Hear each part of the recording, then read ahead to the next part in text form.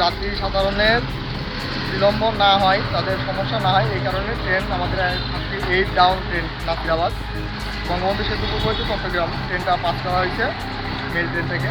আর পরবর্তী ট্রেন আসার আগে ইনশাল্লাহ স্যার কাজ কমপ্লিট করবো।